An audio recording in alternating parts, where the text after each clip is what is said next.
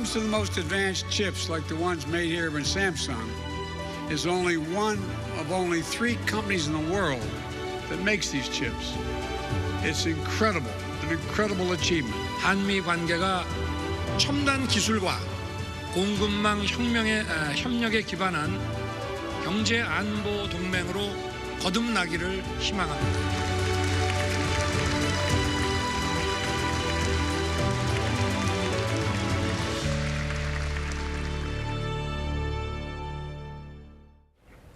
Hello, it's just past 3 p.m. in Seoul, South Korea on Saturday, the 21st of May.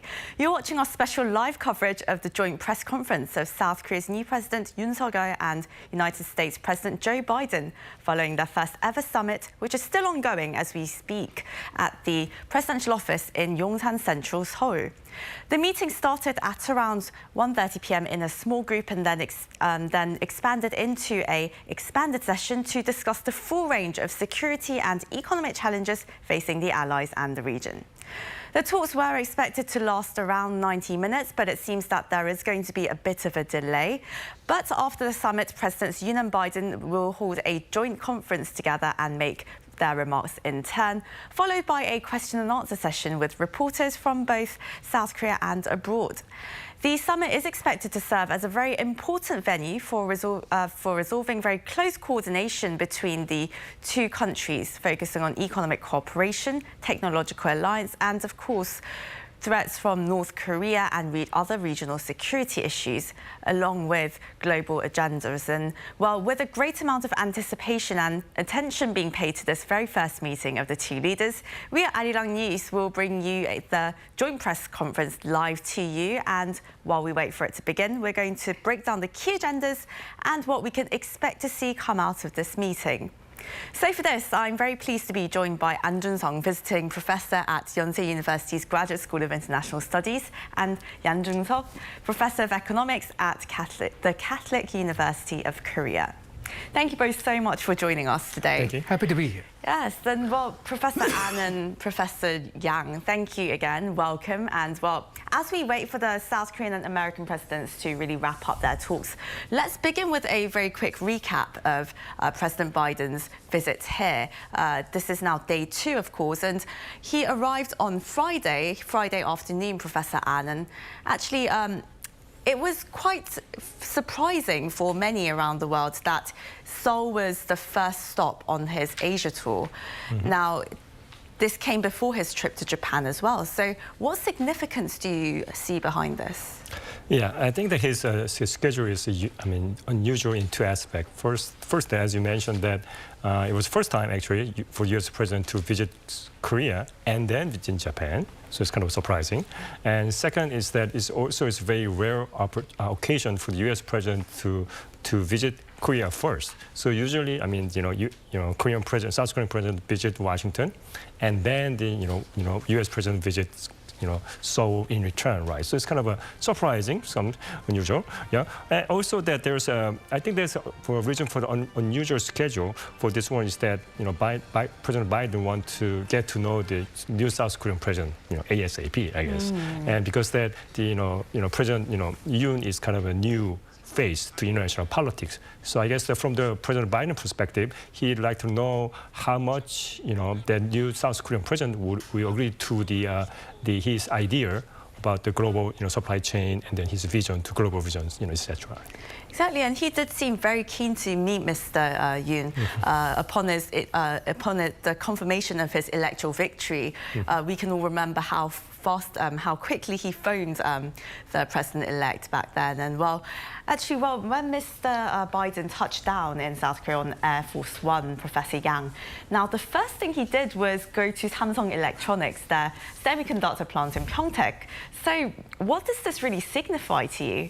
Well, it signifies that the U.S. is very much interested in semiconductors and secure supply chain.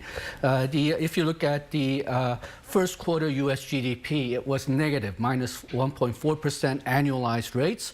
But if you look at the components of the GDP, consumption, business investment actually went up. The reason that they had a minus growth rate was that even though demand was very strong, they could not manage to keep up with that demand. The U.S. lacked some production capacity because of the coronavirus, and they could not get intermediate parts or imported parts quickly enough, also because of the coronavirus. But the lack of semiconductors was a big major factor in U.S. supply not keeping up with demand.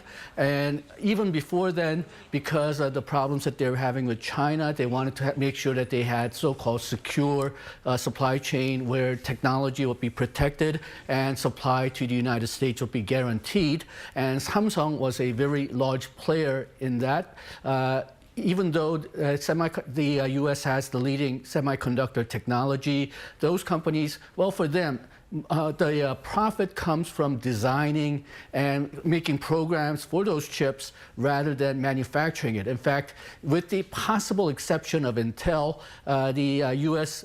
semiconductor companies do not really seem to want to go into manufacturing except perhaps their own designed chips because it requires a lot of capital, and at least in terms of margins, it's not that big. So in those, for those companies, they may feel that it's too risky to go into manufacturing, which means that if the United States really wants manufacturing facilities for semiconductors in the United States, they will have to depend on Samsung, SK Hynix, or Taiwan's TSMC. So I think they believe that Samsung is most open to having more productive capacity in the U.S., and President Biden is visiting there first.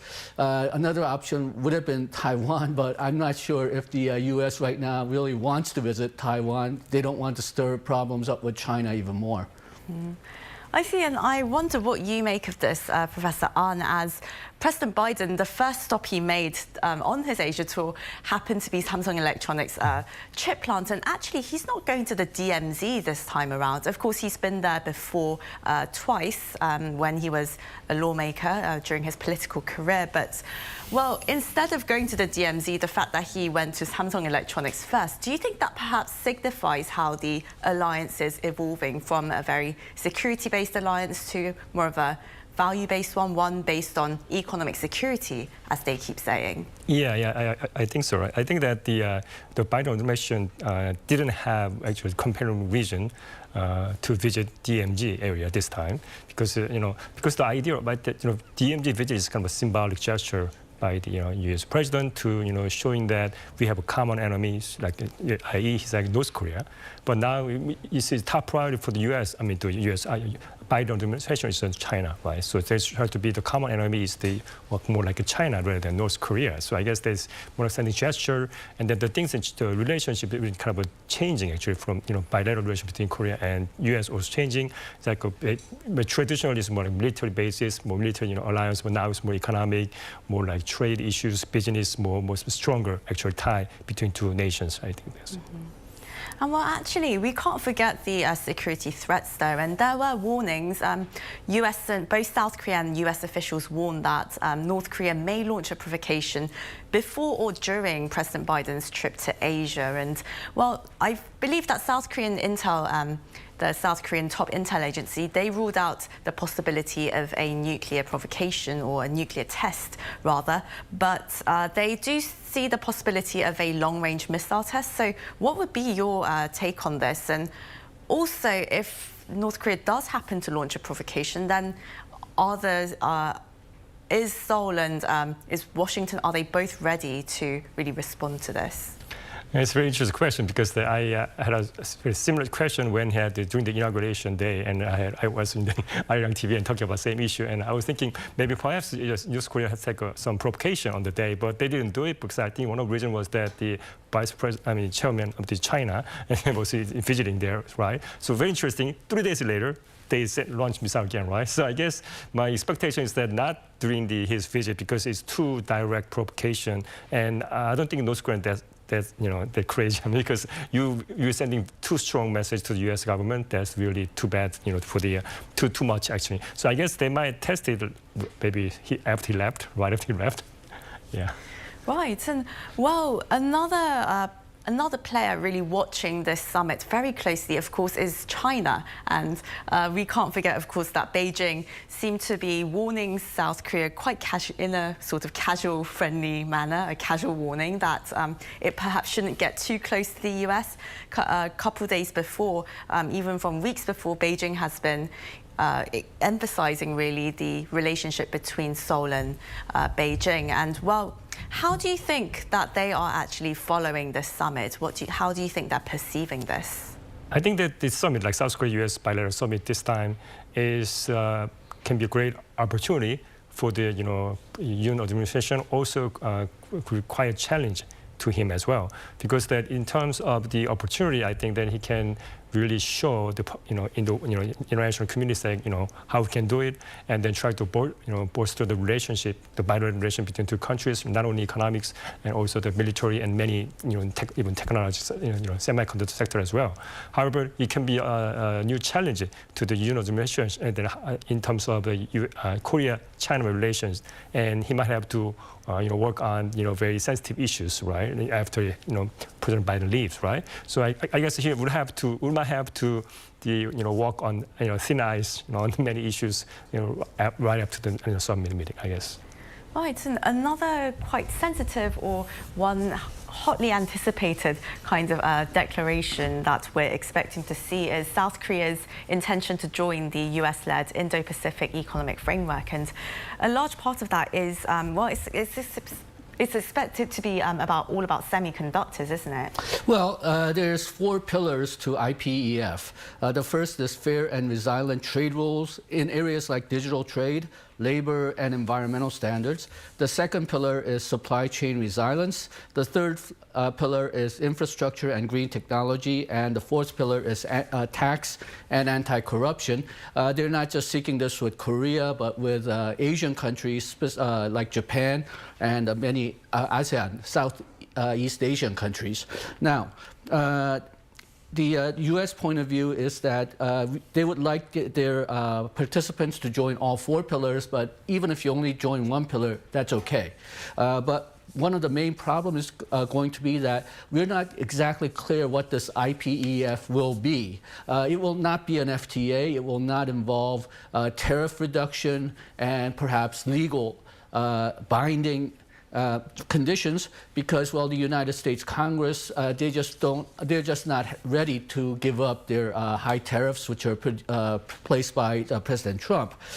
So President Biden had a meeting with leaders of ASEAN last weekend, and these ASEAN countries did express some interest in IPEF, but they also weren't very enthusiastic about it.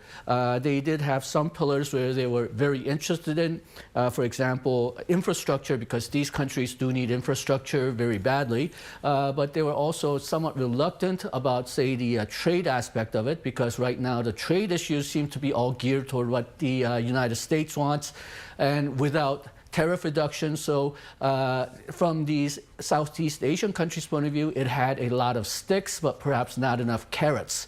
And again, because we're not quite sure how binding these provisions are going to be, people are perhaps, some countries are expressing some reluctance. They're also worried about whether the IPEF will be seen as sort of a counterpoint to China. They don't want to worry China too much because they're also dependent on Chinese technology. Sorry, not technology, but Chinese economy and trade relationship. But the IPEF, perhaps because it is not obligatory and because joining some of these options are optional, I don't think it'll be seen as something that is really concrete, but rather a cooperative measure, something that they will try to endeavor to get a common standard rather than something that will force these countries to become much more closer to the United States and reject China. But there is some outward appearance that perhaps this will be a measure for the United States to contain China. But in order to do so, I think IPEF has to be much stronger than what at least the United States is hinting at now. Well, it does definitely to develop more teeth before it can actually have bite. But nevertheless, South Korea seems very enthusiastic about this initiative. And, well, what would Seoul have to gain from this? Well, United States is very interested in secure supply chain. That not only means steady supply to U.S. buyers and users, but also protecting technology. And the United States has been threatening or hinting that if you do not belong to the secure supply chain network, you might be shut out. And if United States in the end does want to start some kind of an FTA involving their strategic partners, their likely seed for that, I think, will be IPEF much rather than CPTPP, just because CPTPP has been rejected already. So I think we're sort of investing in the future, for one thing, just in case this IPEF becomes bigger than where it's heading right now.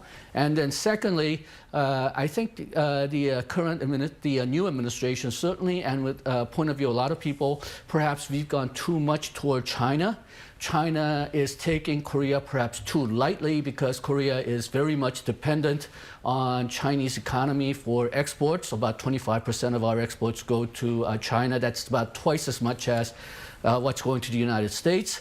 And with what happened with that, what happened with some of the cultural factors, China seems to be taking Korea too lightly. So this will be an opportunity to show that we're independent. If we have to, we'll go closer to the United States. So yeah, we are dependent on you, but we can go away from you if we need to. So I think this will be a method of giving China some kind of a hint that Korea is independent. Professor An, well, I wonder what you make of this because, well, before South Korea declared its intention to join the IPEF, China was really emphasizing the bilateral relations between the two countries, and it seems that they see IPEF as a direct threat to some of their own initiatives, really. And South Korea, its presidential officer did clarify that it doesn't intend to ostracize China and that, in fact, IPEF could benefit the mutual cooperation between them and perhaps even strengthen their economic cooperation. But do you think that's enough to convince China? How do you think they're actually seeing this? Perhaps nothing's, for China to understand it because there's a political, different. It started from the different political, basis. Positions, right? And from China, I think that whatever we do in this situation, I don't think they'll be happy about what we say because that so just having a meeting, like a bilateral meeting, and right now it does that the mere fact itself bother them, right? So whatever we say, will they be saying? I think that, but however, but they'll be very interested in getting to know what happened and what we discuss it and what kind of things to reader with, and agree on it. I think that's a big issue, and then they will take their next step based on whatever the both leaders have decided today. And there's many issues, not only the China, there's North Korea issue, and I think that one of the reasons is like North Korea issue, also the Russian issue, right? The Ukraine war. Because that now suddenly, when you talk about the North Korean issue, is Russia is one of the six party and also is a very big player. But now it's kind of somehow it's gone, right? And I will come to an international discussion these days. So now China is the only one really big brother to the North Korean regime. So it's basically they will be very not only North Korea and China very very keen to know what the President Biden and the President Yoon will talk about and decide today. I'm sure they're watching right now, right? Right, and North Korea really. How do you think the Kim Jong-un regime is actually watching this summit? Well, it's very interesting because one of the things that we talk about and then think about the situation, they have very big problem with the pandemic situation, right? So domestically, also there are a lot of issues, and then the problem was that what they really need to know what kind of a policy the Yoon's administration will take because they don't know what because the Yoon is kind of new political figures, right? So not only to the South Korean, also North Korea, even the U.S. international community, right? So we want to. Many people want to know what kind of policy actually they took, like not only the North Korean issue, like China and U.S. policy. They will see what to see. But I think that they will be very interesting to see. So because that you're so early. only the 11th day after inauguration, say how would they draft their, finalize their policies, international relation policies, and how they implement it. There will be something we look forward to see in the future. Right, and leading up to the summit, there was much talk about really bolstering the bilateral alliance between South Korea and the US, their security alliance, of course. And there was talk about strengthening extended deterrence. So what are you expecting to see come out of the summit today? Yeah, I think that the EDS, CG, right? The EDS, yeah.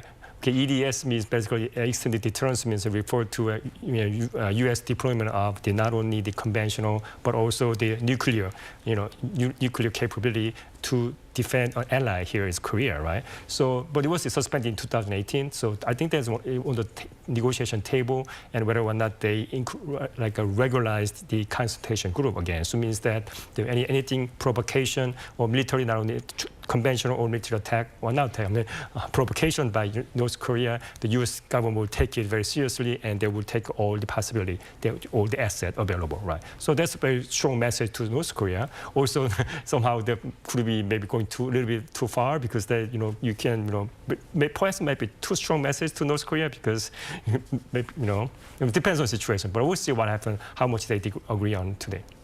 Exactly. And well, North Korea's been is going through a lot of difficulties. Of course, COVID-19, the outbreak there in the regime being one of them. And well, do you think the two leaders, the leaders of South Korea and the US, are really going to address this issue and work out some kind of way to assist North Korea, or even discuss it at least? Yeah, I think that in that question, I was kind of wondering, because that the U.S. government, right, the White House, there's a press release on that. They talk publicly saying that they've been tried to contact with North Korea, but they never get response, right? So very interesting. And I'm sure the South Korean government also is trying to contact North Korea on many issues, right? They try to open the communication channel.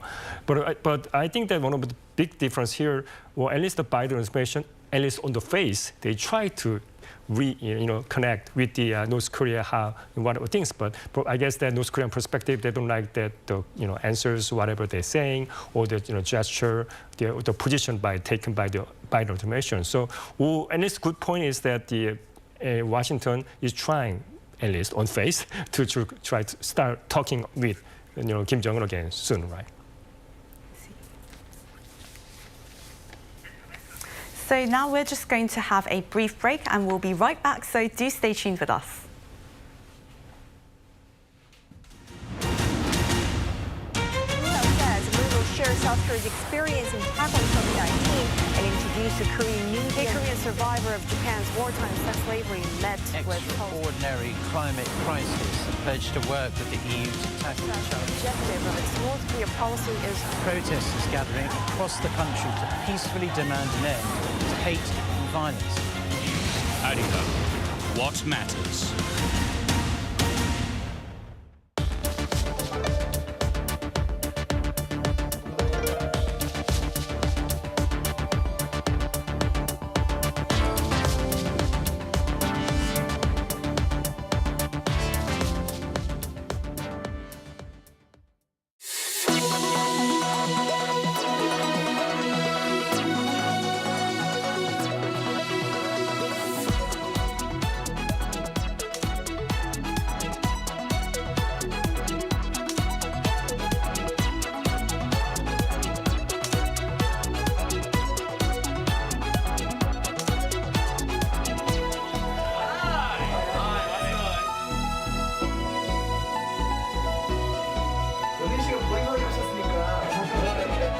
What made this all possible? LiDAR technology is being used to improve accuracy.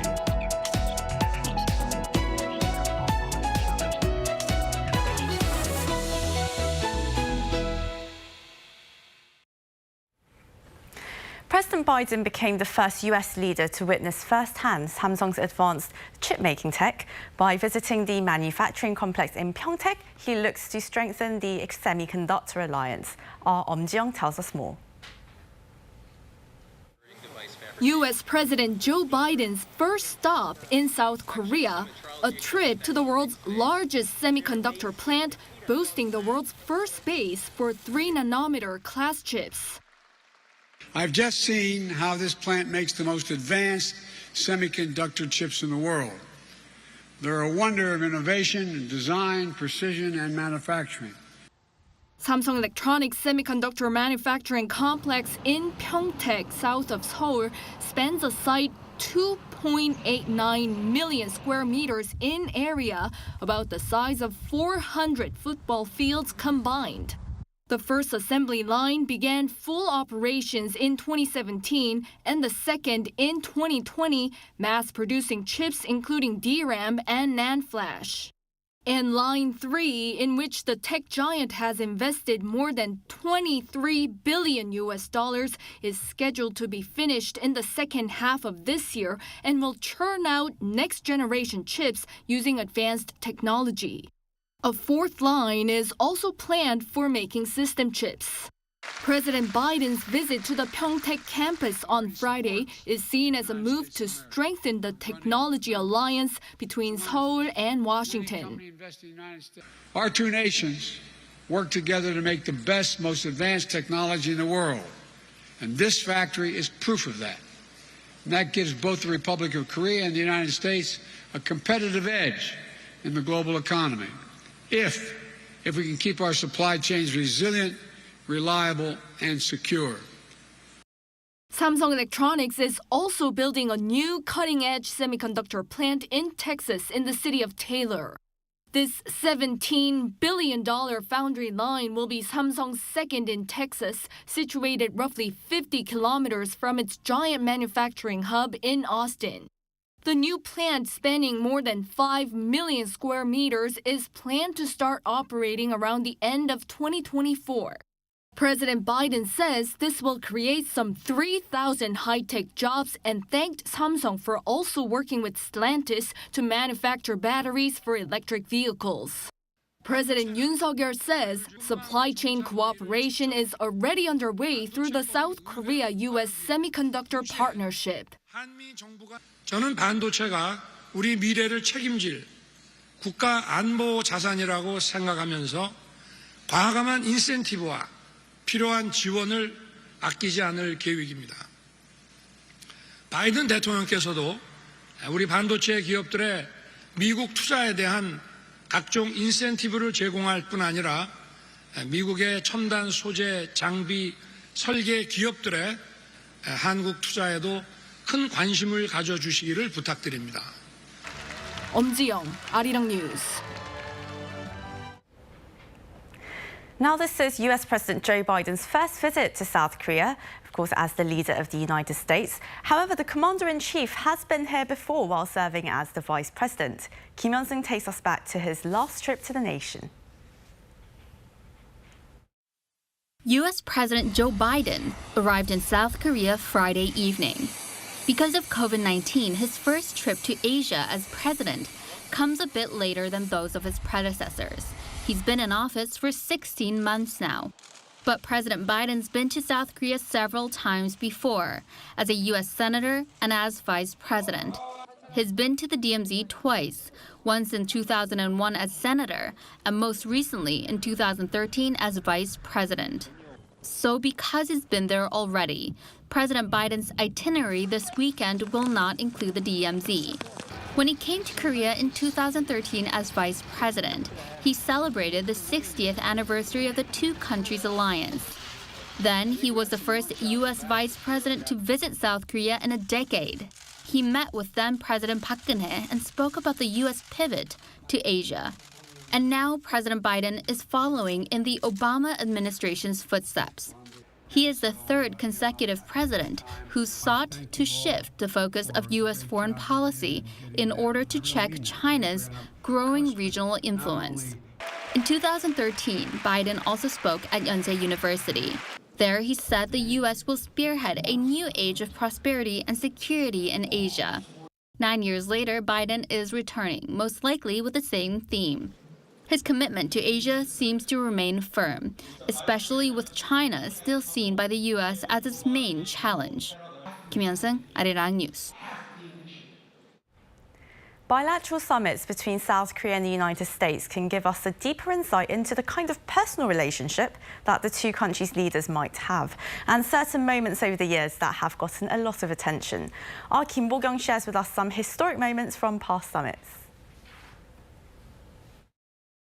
South Korea and the United States have had 72 bilateral summits so far.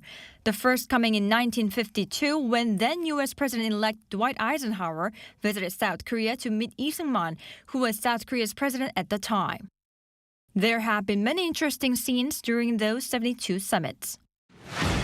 The first summit between former presidents Kim Young-sam and Bill Clinton took place in July 1993. During the meeting, it is said that golf lover Clinton asked Kim to play some golf, but instead Kim suggested they go jogging. They jogged for about 15 minutes around Nokjuwon, the most beautiful garden inside the compound of the presidential office, Cheongwade.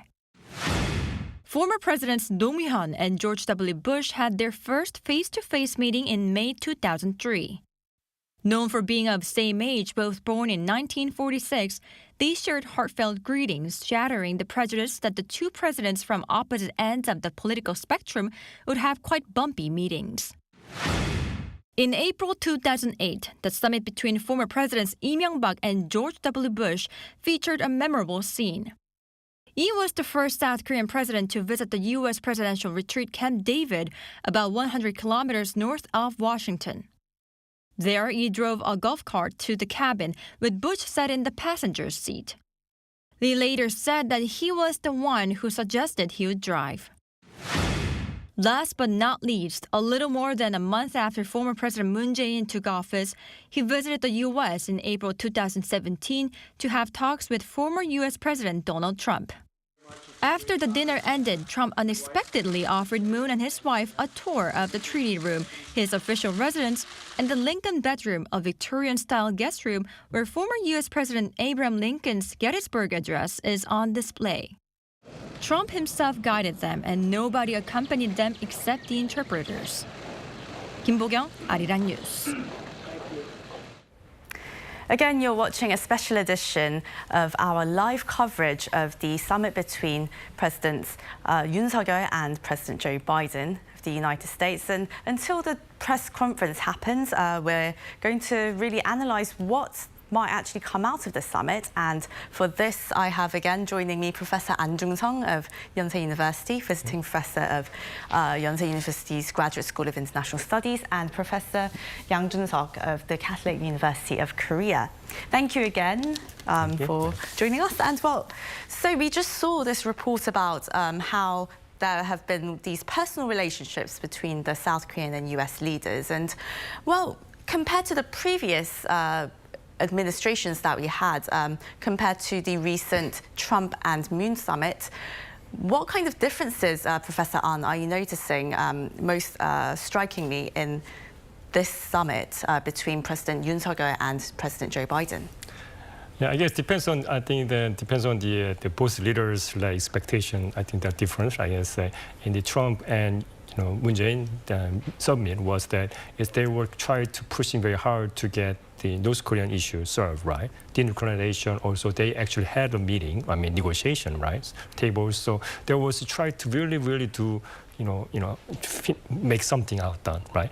Make something done, and they were very hard. Both leader was very anxious to do it, and actually it was kind of happening something because Trump, former President Trump actually went to DMZ and crossed the line a little bit for like 10 seconds. Something he really tried to do something and for his own political gain, not only for gain, but also there's a lot of good gesture in terms of the inter-Korea relations, development. However, this time was since the President Yoon is only the 11th day of his inauguration, so you can't expect too much about because he have to follow up the issues, a lot of the complicated North Korean issue, not only North Korean, China and U.S. relation as well. So I guess that he tried to basically the Biden tried to give me a very strong message. We care about you, right? We're the one really care. You're the ally, the first ally, and please remember us, let's work together. And one thing that's very interesting about here, when I'm watching the video about the both leader was have a speech about the Samsung Electronics yesterday. It's very interesting because I think at the end of the speech, President Yoon say, please invest in Korea. and then later, when the President Biden said, well, basically, say Samsung was made a very smart decision, investing $17 billion in Texas, Austin, right? But he said smart decision, and he emphasized several times smart decision, smart decision. And actually, you even talk about the U.S. is very big, like the foreign direct investment, investors, something. But he didn't say anything. Well, we invest in Korea, right? But I was expecting something. Well, we'll invest it, but it's more like that. Their expectation is a little different, but still, I think the bilateral relations are evolving actually from the more like reciprocal relationship rather than the give and takes. I think it's getting more maybe stronger and closer relations, I suppose. And at the same time, they do seem to be getting down to business straight away, with President Biden having gone to Samsung Electronics straight after he landed. And also, they're having a banquet, aren't they, after the summit, after the joint press conference, rather, with numerous South Korean business leaders, chaeboy leaders. And recently, a lot of South Korean businesses, they've been investing in the United States, not just semiconductor companies, but electric vehicles, battery companies. They're looking to expand production as well as their offices. And well, how important is it for South Korean companies in emerging technologies to really gain a foothold in that American market? Okay, well, I think we should make a difference between what's important for companies and what's important for Korea. They're not necessarily the same thing, so let's start with the companies first. Now, United States is getting more interested in secure supply chain. That means the United States wants to have a much more secure control over its technology and the supply flows. That means having more facilities in the United States. So obviously, you're putting more production facilities there, but even for products which are made in Korea, they'll need to coordinate much more with their American counterparts, whether it be government counterparts or business counterparts. So they will probably expand administrative operation in the United States as well. Now, for Korea, having more production capacity is sort of a mixed picture. In one sense, we're giving jobs to the United States rather than keeping it in Korea, but it does a lot to reduce trade friction. And it also increases the intermediate parts exports to the United States, so we may not, in the end, lose all that much. It also makes Korea part of the secure supply chain network, so that if United States really decides to double down on secure networks, so that countries which are excluded from the networks have disadvantages in exporting to the United States, well, Korea can maintain its export channels.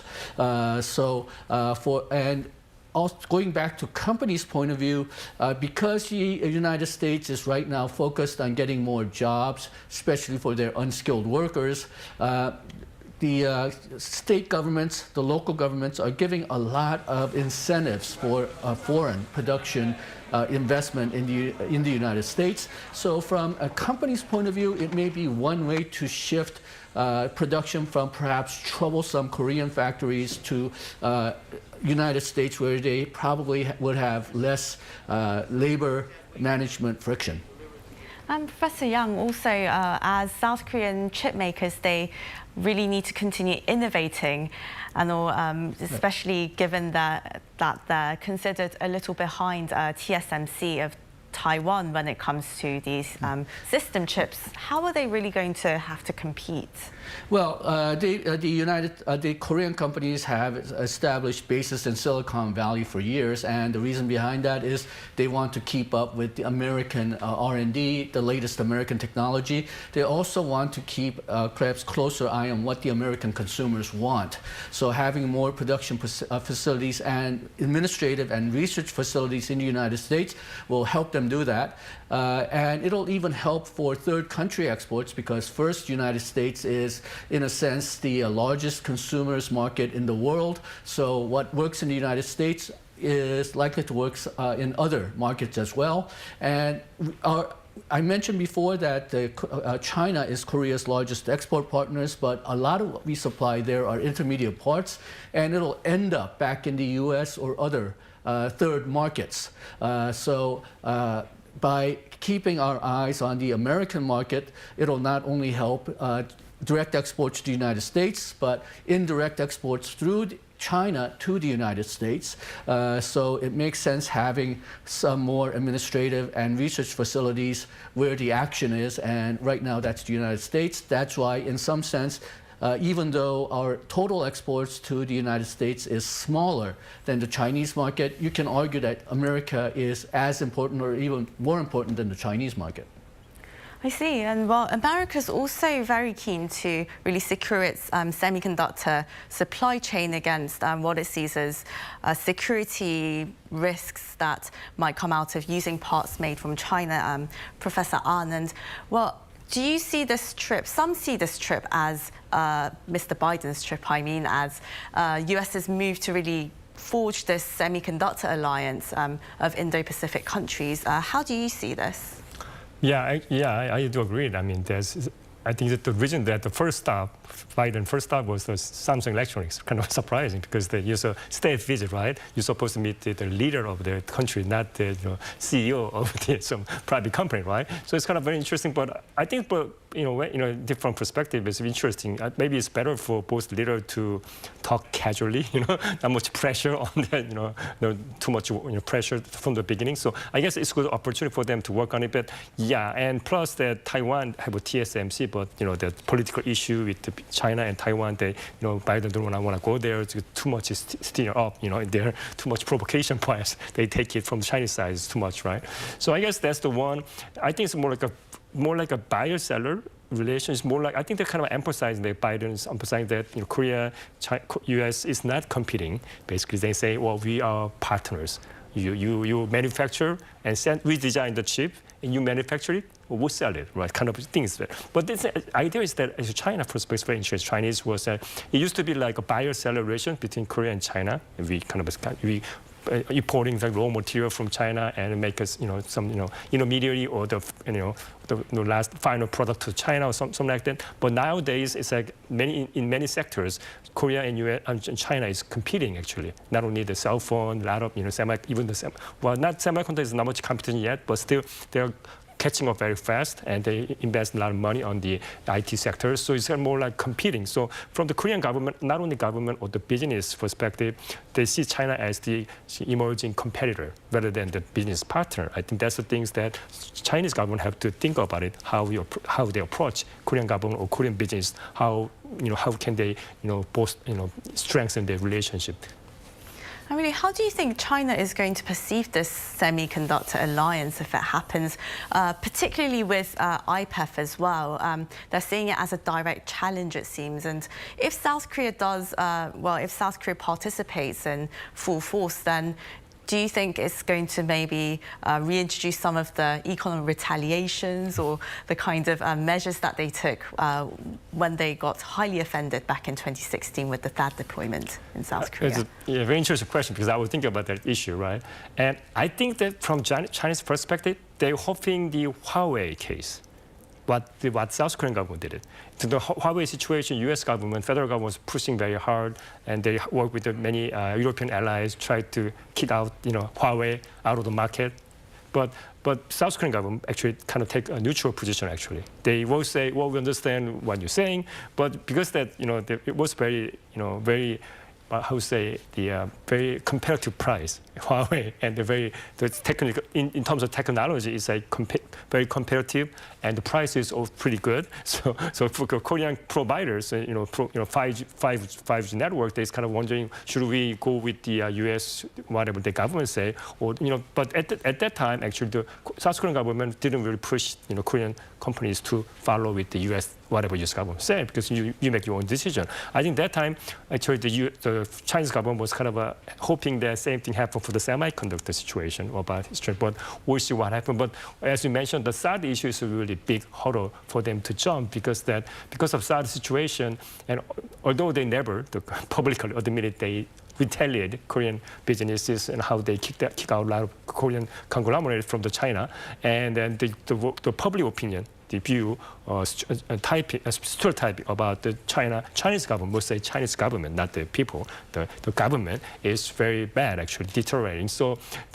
they see that as a competitor right nowadays. It's a competition from Chinese companies, and the Chinese government is not really, welcoming, or it's not really good partner to work together. That's a really bad, image they have built. Very bad, actually. So, for them to work on the, Korea-China relationship to improve them, well, I guess they have started from the beginning, saying that try to send a very clear message that we are the friend, not the competitor, which is not easy because that's perhaps the government perspective, but the business perspective, they're competing already, right? So it's a very tough question for, Chinese government have to try to handle it, the balance, right? Exactly, maintaining this balance, that's always been so tricky for the South Korean government and private businesses as well, Professor Yang. And of course, the likes of Samsung and SK Hynix, they have production factories in China and the US. And well, it seems that recently, more and more South Korean companies have been looking to expand their production facilities in the US. They're setting up offices in Washington, DC. Do you think that they've already started moving more towards the US market, or do you think they'll have to still maintain this balance? I think they'll still have to maintain this balance. They do need to rebalance somewhat because of the secure supply chain that we've talked about. But United States, Korea, and China actually have a very dependent relationship, and they will continue to have so until about at least for 5 to 10 years. And the reason is that, well, President Trump did a lot to try to wean United States away from China, but they basically failed. Some supply have moved out of China into, say, other countries like Vietnam, but a lot of production facilities for American companies and Korean companies are staying in China because not only is China a big market, but right now they really can't find anywhere else to go. So during the first quarter, U.S. trade numbers, U.S. GDP numbers show that even though China is suffering from high tariffs for the exports to the United States, the trade deficit between U.S. and China rose, and it's probably going to be in historically record high numbers. And that's because they just cannot find elsewhere to import from. And from China's point of view, in order to export to the United States, they need Korea's semiconductors. They are trying to catch up, but their efforts so far have failed.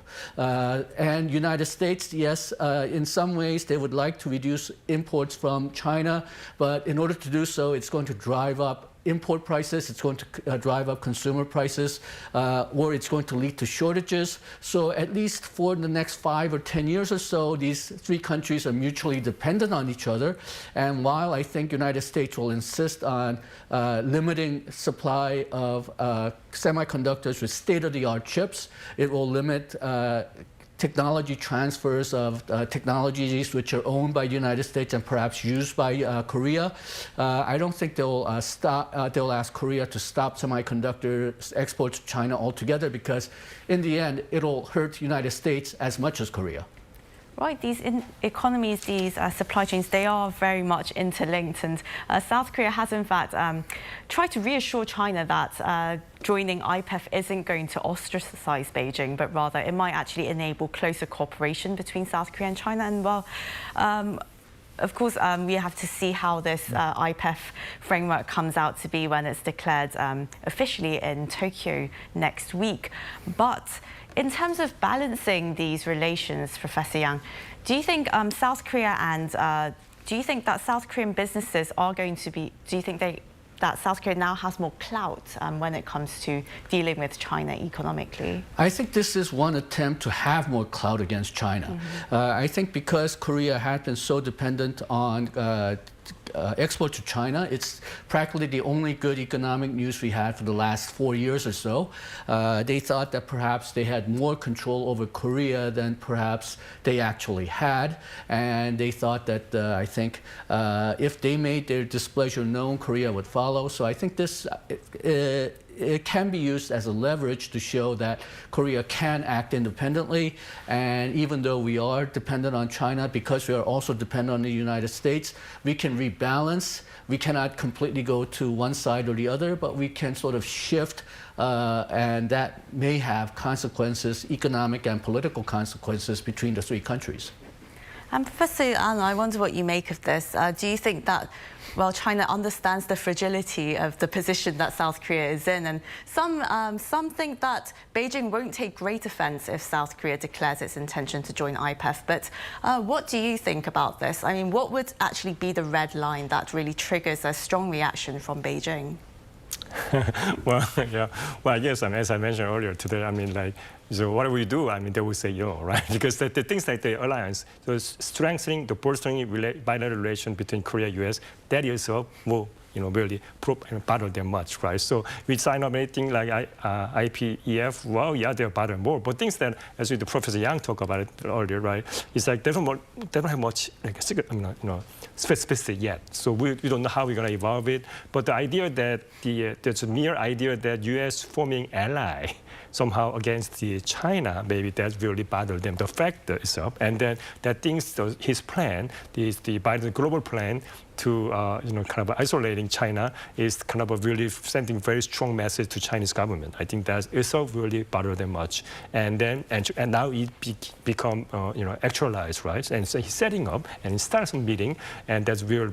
There's more pressure on them. So, yeah, we'll see what happens. But I wonder what the both leaders talk today and how the Chinese government will respond maybe later or tomorrow morning, right? Exactly. And well, when Mr. Biden is finished with his trip to Seoul, he's going to be heading to Tokyo, of course, where he's going to hold a virtual Quad meeting. And what do you expect to see come out of that meeting? Well, I think that's the same line. Basically, I think that the idea is that the Biden was going to show up his alliance got stronger in Asia, basically sending message. I think it's like a political gesture, and I don't think it really gets his visit this time will get any much really substance, but we're sending a formality in terms of procedure, right? Something he's setting up, say, oh, I got my friends ready for you, basically this idea. But I don't think they really come something in specific things to talk about yet. But still getting strengthening alliance, I think they have a very strong message. And President Yoon is actually going to be attending that virtual meeting, and virtually, of course, from Seoul. And well, what kind of commitments or what kind of details do you expect to see today after the summit, the Yoon-Biden summit, when it comes to South Korea possibly joining Quad initiatives? Yeah, I guess that's I think, very, very sensitive issue, right? So I guess that's one of the key issues to both parties talking about how much they want to do it. But we'll have to see actually, what will they do. But I think that the administration tried to say at least good gesture, saying that maybe we cannot participate it, put one hand, not both hands, right? Because you don't have to both hands, because of China, right? So it's kind of sending, well, we'll try neutral, but we'll pay, we'll consider your offer. So we'll show you good gesture, maybe listing of the name, virtual meeting. Can say, well, we participated, right? Well, we have participable points, but attendance point, right? Well, but in terms of participation, well, we'll have to be very carefully think about it, and then not only the U.S. and we talk about the Korea-China relation as well, right? I think that's a very tough question that you don't have to, decide it on the issue. So then, Professor, in terms of deliverables, would you say that the focus is very much on economic security? First that, and also, what do the two leaders really mean by economic security? Yeah, I think that basically, the Biden focus is the global supply chain, especially semiconductor. That's why first time visit Samsung Electronics, right? First Korea and Samsung Electronics, right? So I guess he's sending very strong message that he will, we will also strengthen the global supply chain of semiconductor, right? Critical infrastructure, right? Basically, so I think that's he's sending pretty message, and then he hoping that South Korean companies invest more money in U.S., right? Put more money, invest money in U.S. That's the real things that he tried to get it. I guess the things maybe most of the things he might get it from Korea and about economic, package. But about in terms of politics, well, it's not easy because it's very complicated, and South Korean government have to take very sensitive position about maneuvering how to deal with other international players, right? And also China is a big player. Also, we have to think about North Korea, and because U.S. and Korea is an ally, but we have different position on some of the North Korean issues, right? So I guess that's the things and how they narrow the gap between that sensitive issues, right? I see. And Professor An, well, when it comes to economic security, obviously a lot of South Korean businesses are looking to get involved and really see how they can make a pretty penny from this, of course. And well, in the US, as mentioned before, a lot of battery businesses have been expanding and working with US automakers. And well, South Korea, of course, owns some of the biggest battery manufacturers in the world. Right. So, well, what kinds of opportunities do you think they're going to look for in that market, and how do you see the potential for this cooperation? Okay, again, the problem with the United States is that they're very good at research, they're very good at design, they're not good at manufacturing. Their manufacturing capacity has been down. Now, for United States, along with all the other automaking countries, do believe that electric vehicles are the vehicles of the future, but in order to do so, battery is one critical component that they cannot do without. And right now, if my memory is correct, Tesla has a major production facility and they're making batteries for Tesla automobiles. Tesla automobiles are made from combination of what Tesla makes in the United States and what Japan makes and what Samsung makes. But all the other manufacturers, GM, Ford, they may not have secure supply of batteries for their electric vehicles. So they are seeking partners. And again, Korea, LG, and Samsung would be very good partners. And they would like to have at least some production facility in the United States other than Tesla. So they will probably ask, and Korea has already committed, some companies have committed to making electric battery factories in the United States. Now, in some ways, again, from Korea's point of view, you are losing some production capacity to the United States, but hopefully we could still send intermediate parts so that our losses are not too large, and it will definitely cut down on trade friction because the American automobile companies will be dependent on Korean companies for secure supply of their one most critical ingredient for component for electric vehicles. Right, and both leaders of South Korea and the United States, they've emphasized the technological alliance that they hope to see form after this summit. And, well, what do they mean by technological alliance? Well, it's interesting to see which industries they have established technical relationships so far. We mentioned semiconductors and batteries. The third one is nuclear power plants. And nuclear power plants, we have the same problem. The Americans, they come up with designs, they come up with research, but they're really not very good at manufacturing nuclear power plants because they haven't really made one in a long time. I believe their production facilities started declining after the 3 Mile Island incident in 1970s. So if they want to make some money by establishing nuclear power plants, and there are some reasons to believe that the demand for these will go up because of the need to reduce carbon gases, then the United States may need manufacturing, construction partners who will actually go and build, and then the United States can use their design capacity, but in order to build it, they will need to partner with Korean companies. Right, and well, it looks like the South Korea side is offering many opportunities to really get for Mr. Biden's party to really meet with South Korean business leaders and really talk about it. And it looks like Mr. Biden is going to meet the chief of Hyundai Motor just before he greets some servicemen and heads off to Tokyo. So what is the significance of Hyundai in the US market? Okay, well, Hyundai has a manufacturing facility in the United States in the South. I believe it's in Alabama. And so they are one of the major employers in the Alabama area where the votes are very competitive between the Democrats and the Republicans. And then they have committed to building electric vehicle facilities in the United States. So again, that will provide more jobs to the United States. And because Korean companies are seeking to have as little labor costs as possible, they'll probably locate these factories in the South. And that's where the competition for votes, in some sense, is the most competitive between the Republicans and the Democrats. So being able to say that he was successful in bringing a large electric vehicle production facility to the South, I think will be a big plus for President Biden and the Democrats. So in terms of electric vehicles, in terms of the automobile facility that they already have, and trying to get continual support by Korean companies for these factories. There have been incidents during the 1980s and early 1990s where the Korean companies have invested in the United States, started building factories there, and then retreated because the labor costs the Korean companies thought were too much. So President Biden may be trying to, I wouldn't say pressure, but try to get in a good word here so that Korean firms will not retreat in their investment.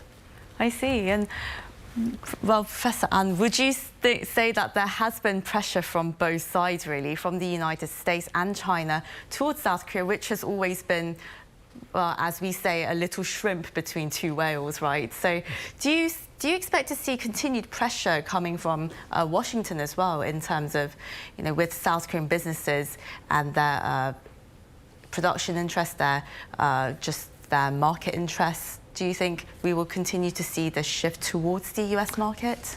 Yeah, well, yeah, I guess at least the Biden administration will they try to do it, and it's very interesting to see that the two superpower, you know, will become between the two superpower. But interesting, one country, the U.S., say, please invest us, right? And China, they say, get out, right? Basically, you know, take home, right, go home, right? Basically, so think about this situation. I think the Chinese government have to look at, you know, bigger picture. And are they really doing what they want to do? Is it really helping whatever they do in political gesture or political things that really helping the Korea-China relations? Well, I don't think so. I disagree because I think they really want to do better in Asian region, try to do whatever they want to do it, right? And they should rebuild the relation between the Korea and China relation, because that once US say, please come here, we are the friend, and the other say, get home. Right, so it's really a very strong message to anyone, right? Very clear message. So if they want to do better, make the better term with the Korean government, not only government, only the businesses, right? They should have to do something like what Biden do. Please come to China, invest here. We give a tax incentives, right? Think about this. That's the competition, what we say, right? But now we don't see the competition. We say basically get off, right? And they say please come here. So I think that's the things that the Chinese government have to get big picture. Are they really winning, you know, heart of Korean? Well, I don't think so. And then, are they doing the right things supposed to? I disagree. So basically, they try to think about it, what they want to do in Asia, like especially Far East, like Korea and even Japan. And are they really winning their heart of the neighboring countries? It's not necessarily true. So I guess the things that they have to think about it, get together, and what they do want to do, they want to do it. And also, I was wondering about how the Japanese government think about this situation, because they're kind of isolated too, right? They're supposed to be the first one in Asian country, you know, receive the U.S. president for a long time, but now it's in second place. And then I don't know how they would take it, but wouldn't be the great news for them, because because they're doing well in the semiconductor industry, so that's why they're kind of a second place, right? And then but what happened to Taiwan? TSMC is maybe even stronger, the manufacturer, but because of China, the Biden couldn't go. So Korea was only one place he can go, I mean, officially without showing too much provocation to any neighboring country. So it's like, I think that's a great opportunity for the Korean government, also the Korean businesses, to really bolster their manufacturing facility. And the problem was that, my concern is that, but in international politics, if you rely on one player that's not always, best idea. Try to be, you have to spread your risks, don't you? You don't want to get everything on. Exactly, not in one basket. Yeah. But, well, for South Korea then, would you say that the relationship between Seoul and Washington it's already changing a bit from the past 5 years?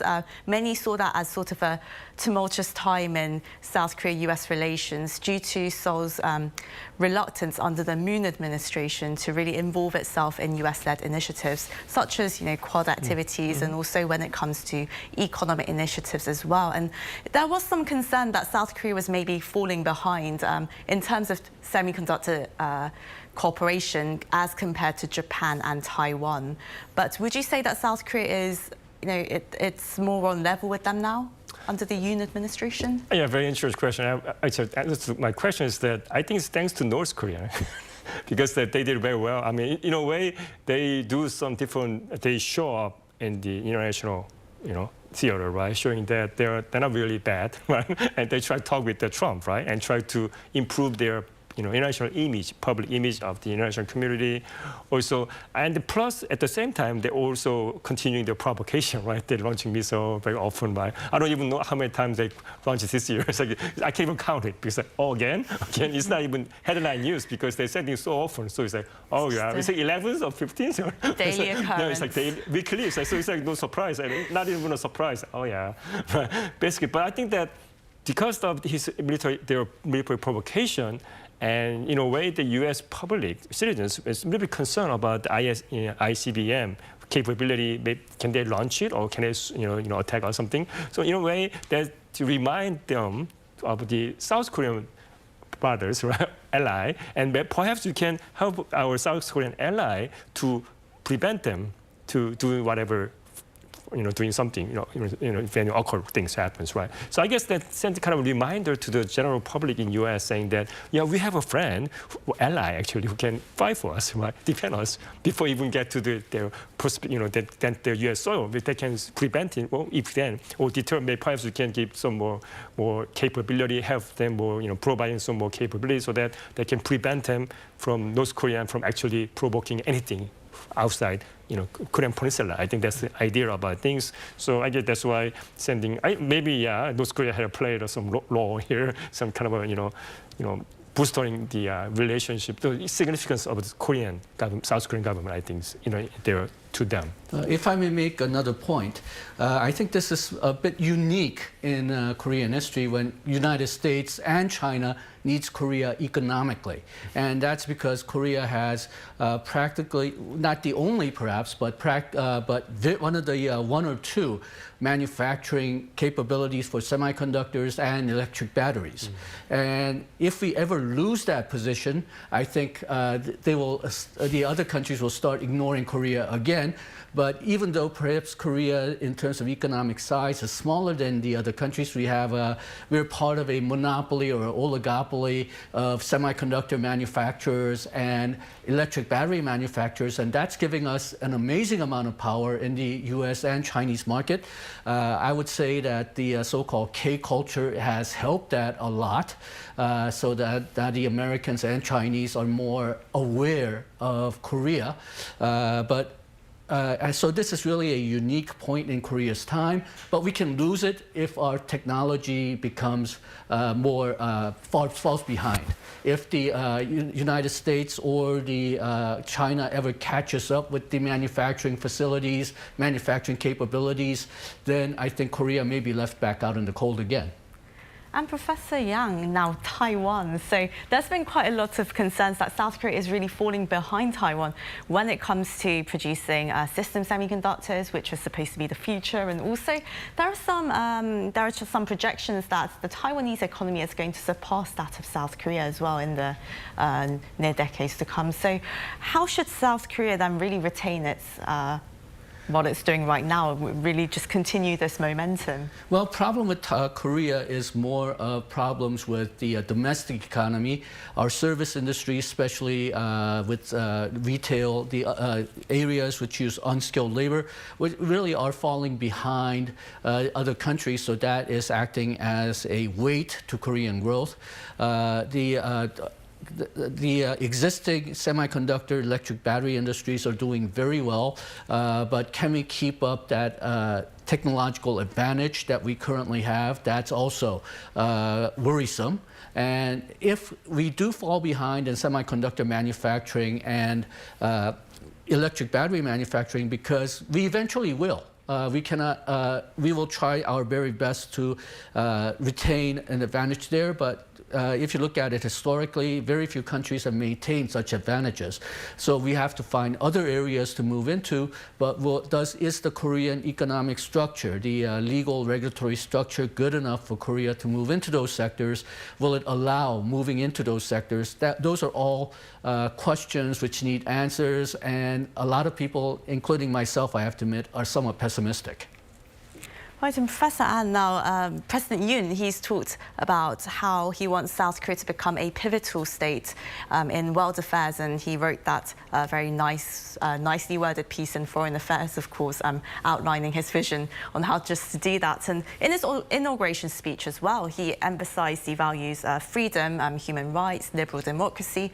So with his vision in mind, with really elevating South Korea's stance or role in the world, do you expect him and President Biden to really expand their scope of discussion when it comes to global governance as compared to before, when the talks between the South Korean US leaders were mostly focused on North Korea and just the Northeast Asian region? Yeah, that's an interesting question too, right? It used to be North Korea was a top priority between, Korea and US, but now it seems like South Korea is more important, like business issue, like semiconductor and battery. I think it's a very rare situation. Throughout history, right, what happened was that they talk about North Korea, nuclear weapons, ICBM, but now really focused on Samsung, right, and then LG and Hyundai, right, basically. So it's a very interesting to see what happened. I think that's a great opportunity for Korean government, also the government and the business, to really, maintain the global, competitiveness.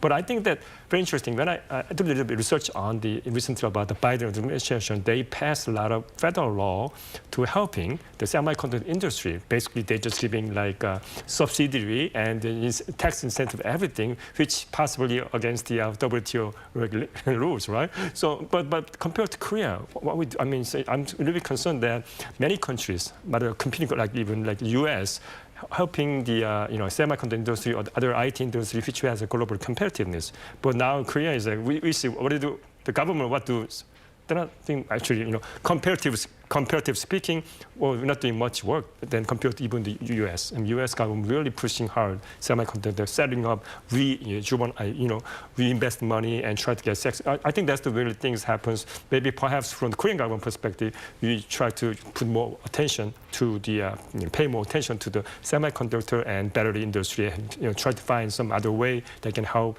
the industry to maintain the global competitiveness. Right, I see. Well, with that, we're going to go for a short break again, so don't go away, do stay tuned.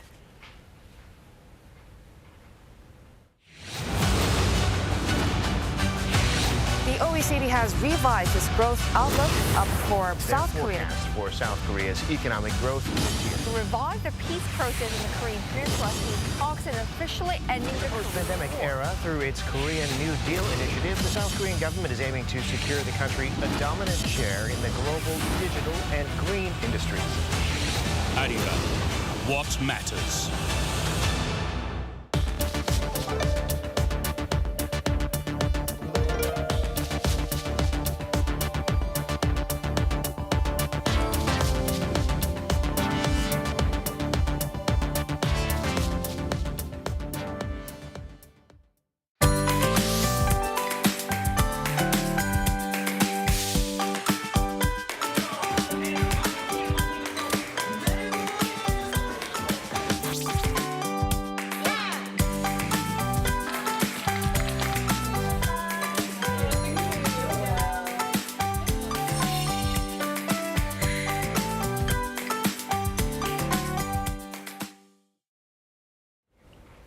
President Biden's visit to Asia will see the launch of a new US-led pact, the Indo-Pacific Economic Framework. It's designed to help cover more than just trade. Now, our Min Suk-hyun breaks this down. The US-led Indo-Pacific Economic Framework is set to be launched early next week during President Biden's visit to Japan. The IPF, which Biden first proposed last October, seeks cooperation in 4 main areas: fair and resilient trade, supply chain resilience, infrastructure, clean energy and decarbonization, and lastly, taxation and anti-corruption. Its purpose is to achieve regional cooperation on a wide range of issues and not just trade. So it is not confined to economic or international issues concerning free trade and investment. It tries to encompass many other free democratic societies' characteristics like freedom of speech and corruption, more transparent society, including environmental issues and global warming issues and reduction of carbon consumption. So it is comprehensive. A totally comprehensive kind of international framework. And that's why this time IPEF is completely different from previous arrangements like, FTA or RCEP or CPTPP. Unlike traditional FTAs, participating countries can pick and choose the areas where they would like to make specific commitments. Also, the IPEF will not include lower tariffs. Rather, it will seek to minimize supply chain vulnerability and promote investment in the green economy. South Korea, Japan, Australia, New Zealand, and Singapore are all set to join the IPEF. They're also part of the Regional Comprehensive Economic Partnership, a mega trade bloc led by China. South Korea's Trade Ministry believes the IPF will diversify and stabilize the country's supply chain networks and sees this as an opportunity to strengthen its cooperation with the U.S. and regional partners. There have been some fears over backlash from China, as the framework is widely viewed as a move to counter China's growing influence in the Indo-Pacific. South Korea, however, has dismissed those claims and said discussions are underway with China for a follow-up bilateral FTA. Experts say that the Yoon administration will not leave out China from its free trade talks. China is just too close and it is just too big. China will always remain a major economic partner to Korea. And because China has grown so much as an economic power, there does need to be some rebalancing in the conditions of the FTA. So there will probably need to be some modification, renegotiation.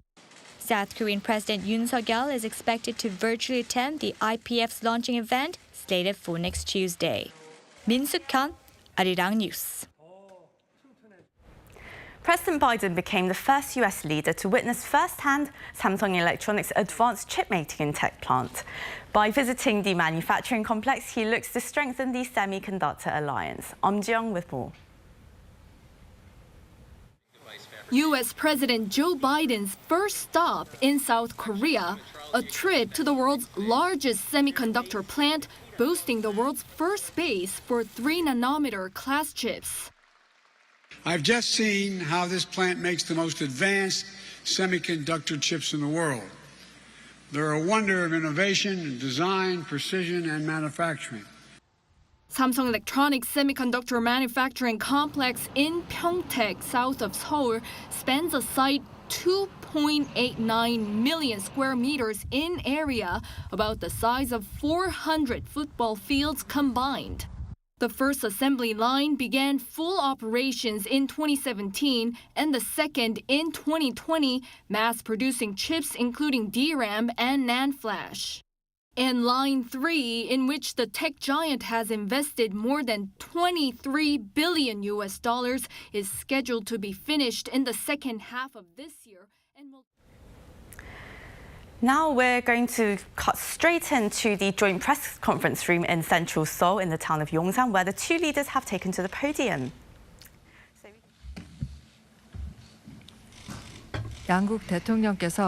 The two presidents will be announcing the results of the summit.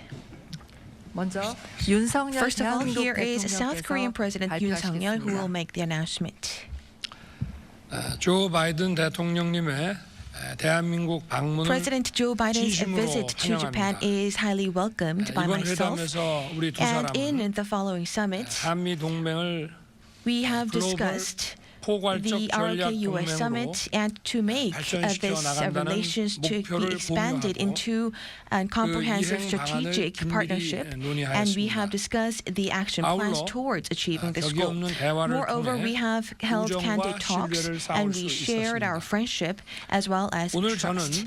Today, I and President Joe Biden have agreed that we have shared the same view. We are on the same page on many issues. During the past 69 years, within the region's security and peace, as well as security, we have been the linchpin of the Asia's peace and security and prosperity. And together we have been dealing with the North Korean issue, also the COVID-19, and also the climate change, as well as new challenges posed by many others.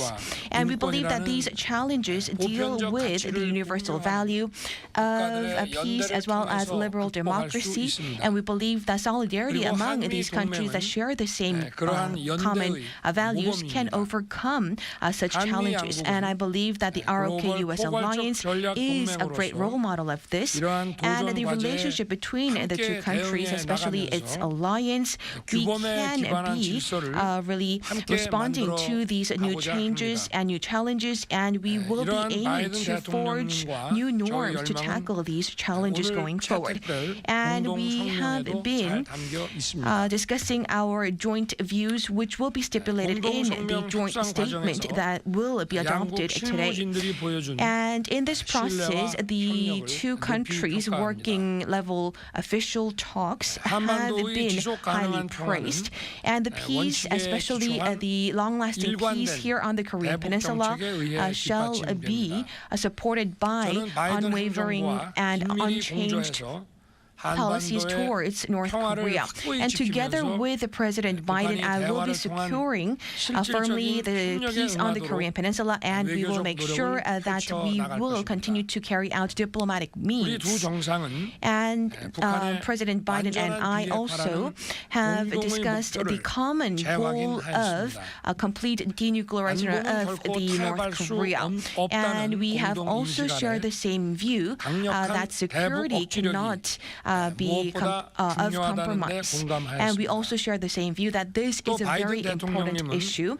And President Biden has also mentioned that the extended deterrence has been once again reaffirmed by President Biden. And at the same time, the ROK and the U.S. will make sure that North Korea can walk towards the path of denuclearization and open to diplomatic talks. We will fully cooperate with the rest of the international community, and we will be also firmly implementing the UN Security Council resolutions. We have the door open for talks. And if North Korea takes on and resumes back to the negotiating table, we will be cooperating with the North, and we will make sure that we can dramatically enhance the quality of life of North Koreans as well as the regime's economy. Right now, the COVID-19 pandemic is a big issue that the North Korea is going through. And aside from the military and political means, we are willing to provide active support for these humanitarian assistance to counter COVID-19 outbreak.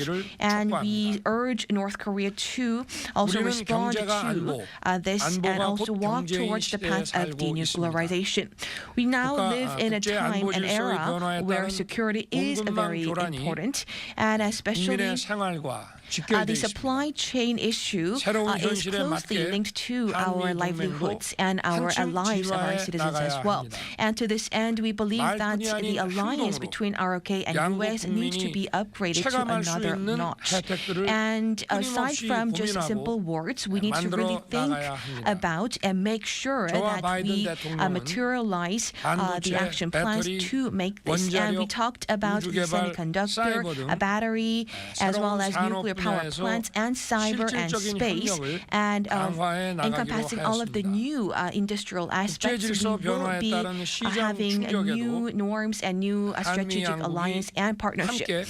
And to this, the ROK and the US will proactively respond to new security challenges as well. And as a first step, we 경제 will have a 안보 대화를 presidential 신설하여 office level 공급망과 talk 첨단 to 과학 deal 기술 등 about the 경제 supply 안보 chain issue 분야에서 and also the 수시로 economic 소통하고 security 협력해 issues. 나가기로 And we, 하였습니다. the two countries, will be carrying out 질서 regular 있고 talks. 잘 They 작동하는 will 외환 be 시장은 forming in an orderly 지속 manner, 가능한 and we believe 성장과 that this 금융 is 안정성의 actually a 필수적입니다. linchpin and 이를 위해 pivotal 저와 for 바이든 대통령은 stable 더 긴밀히 global 협의해 나가기로 financial 하였습니다. stability. And to this end, 신형 원자로 및 President Biden and I 소형 모듈 will be 원자로의 cooperating 개발과 fully.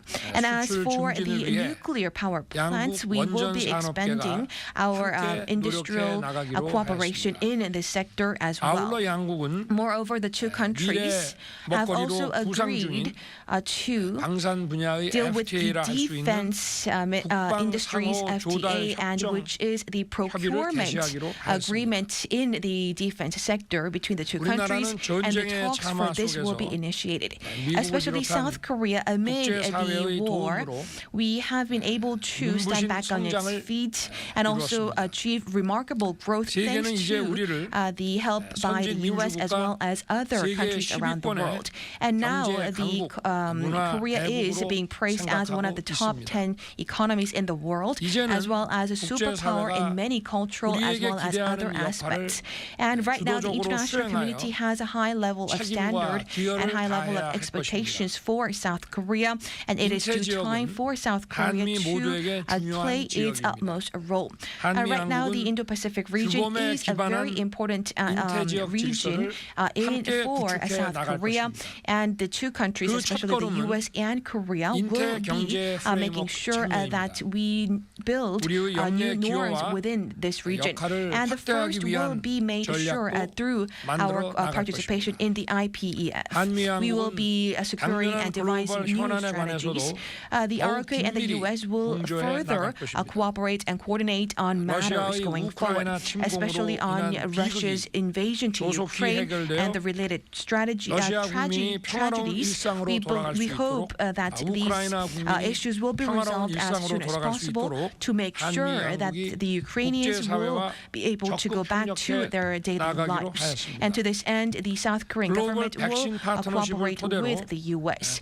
And based on our global vaccine cooperation, the two countries will also proactively cooperate in dealing with the vaccine cooperation as well. And we will be setting up a vaccine cooperation office here in South Korea so that the South Korea could contribute to enhancing and contributing to the vaccine cooperation. And to climate change, we will be proactively attempting to reduce the greenhouse gases by 2030 and achieving net zero emissions by 2050. And to this end, we will achieve our goal. And based on the friendship and credibility and the trust built today, we will be developing our partnership more in a robust manner going forward. And based on this, we will have more cooperation and communication. Thank you very much.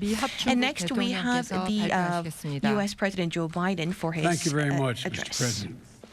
And thank you for all the time you gave me today, particularly our private conversations, and the incredible hospitality and welcome we've received. I'm honored to be able to meet you so early in your tenure, and it's a pleasure to get you know personally. I'm delighted to be back in your beautiful country, and at a time when the alliance between the Republic of Korea and the United States has never been stronger, more vibrant, or I might add, more vital. And I believe that this trip is coming at a particularly interesting moment because we're seeing so many expectations in Asia and in the broader Indo-Pacific region being updated. I'm looking forward to it even occurring more. My administration is pursuing an economic strategy designed to grow our economy from the bottom up and the middle out, and it's paying dividends. Even in the face of historic economic challenges, our economy is providing and proving to be resilient. In fact, just yesterday, an independent analysis projected that the American economy is poised to grow at a faster rate than China, and the Chinese economy, for the first time in 45 years, since 1976. And our relationship with our allies, including, I'm proud to say, the Republic of Korea, are closer than they've ever been. And our people are growing even closer as we speak. Our businesses are blazing new trails together, and it all goes to my core belief, something I've said for a long time. It's never a good bet to bet against the United States of America. We're a nation that is all about one thing, possibilities, endless possibilities. And that optimism is a commitment and innovation, or breaking barriers, is something that Koreans and Americans share. Yesterday, the President and I visited a factory where Korea and American innovation are working in tandem to produce the most advanced semiconductors in the world. And I welcome the billions of dollars of investment that Korean companies like Samsung are making in the United States. Investments that will bring our two countries even closer together, cooperating even more closely than we already do, and help strengthen our supply chains, secure them against shocks, and give our economies a competitive edge. Today, President Yoon and I discussed a broad range of issues, as he's mentioned today. I apologize for repeating them, in both regional and global terms. The cooperation between the Republic of Korea and the United States is vital to our shared strategic progress. At least we both believe that. From fighting this pandemic to strengthening global health security, health systems, and so that we can better be prepared for the next major global health event, and there will be others. From increasing our climate ambitions to accelerating climate solutions like development of electric vehicles, from standing up to our shared democratic values and defending a rule-based international order against threats and stability. Our alliance is making important contributions to shape the future for our children. And Korea's strong and its dynamic economy is a powerful example of that for the rest of the world. I also want to thank the peoples of Korea for their strong support for the people of Ukraine. Putin's war against Ukraine isn't just a matter for Europe. It's an attack on democracy and the core international principles of sovereignty and territorial integrity. And the Republic of Korea and the United States are standing together, part of a global response with our allies and partners around the world to condemn Russia's flagrant violations of international law and to hold Russia accountable and to support the people of Ukraine. Tomorrow, the President and I will be visiting with the Korean and American troops who are still serving side by side even today, decades after our troops first fought valiantly together to preserve the freedom of the Republic of Korea. It's emblematic of our strength and our continuing strength, and of the durability of our alliance and our readiness to take on all threats together. And today, President Yoon and I committed to strengthening our close engagement and work together to take on challenges of regional security, including addressing the threat posed by the Democratic People's Republic of Korea, by further strengthening our deterrence posture and working toward a complete denuclearization of the Korean Peninsula, as the President has already spoken to. Promoting stability across the Taiwan Straits as well, and ensuring freedom of navigation, including in the South China Sea and beyond. So thank you again, Mr. President, for your warm welcome, for your commitment to strengthening our alliance, and for expanding our global partnership. I look forward to years to come. Now, I believe, who asked the first question? 다음은 기자단과 질의응답을 하시겠습니다. 그런데 양국 대통령께서 질의할 기자를 직접 지목을 하실 텐데요. 먼저 한국 기자가 한국 대통령께 질문을 하시겠습니다. giving questions to the Korean president. Please raise your hand if you have questions. Thank you very much for giving me the opportunity. I'm Han Ji-yoon from Yonhap News ABC. First of all, as for economic security, the concept of this, I believe it is not familiar to many public, especially when it comes to the economic security alliance with U.S. What kind of benefits can the Korean government gain, or what are some of the gains or the experiences that the Korean people will feel with their skin. And in line with this, the President, you have mentioned the universal solidarity. You have stressed this many times. And what kind of nation, if there are nations that cannot share such values, can you also have an opportunity or the possibility of having strict sanctions? First of all, economic security. I believe that this has been mentioned multiple times in the media.